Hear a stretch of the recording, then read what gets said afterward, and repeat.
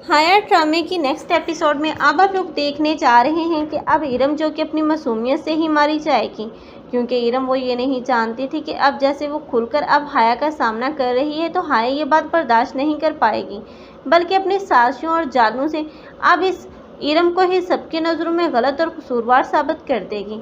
लेकिन इरम जो कि अब सोनिया के बहकावे में आ गई और वो नहीं जानती थी कि सोनिया भी हाया के साथ मिल चुकी है, क्योंकि सोनिया तो खुद अब हाया के चुंगल से निकलना भी चाहे तो नहीं निकल पाएगी और सोनिया को बहुत ही ज़्यादा अफसोस होगा अब इरम के साथ ये सब कुछ करने का। लेकिन इरम जो कि उस घर से तो चली जाएगी, लेकिन सोनिया इसी गिल्ट में होगी कि आखिर उसने इरम की ज़िंदगी बर्बाद कर दी।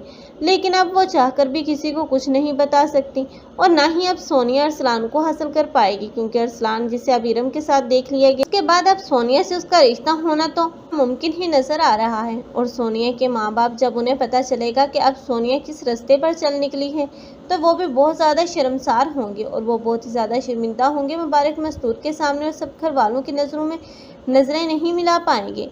तब ऐसे में उन दोनों को भी अब उस घर से जाने का ऑर्डर मिलेगा, क्योंकि मुबारक मस्तूर किसी भी ऐसे शख्स को अपने घर में नहीं रहने देगी जो कि उस घर की हदों को तोड़ने की कोशिश करे।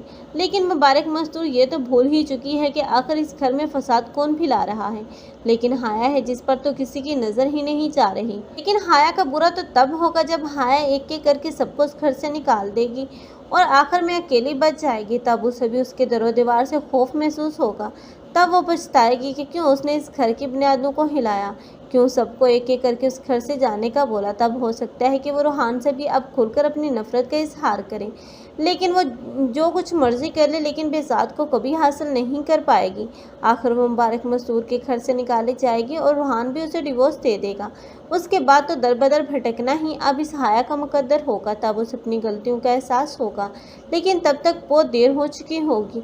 आखिर हाया जैसी लड़कियों के साथ तो इससे भी ज़्यादा गलत होना चाहिए। आप लोग इस बारे में क्या कहते हैं? कमेंट सेक्शन में अपनी कीमती राय के इज़हार लाजमी करें।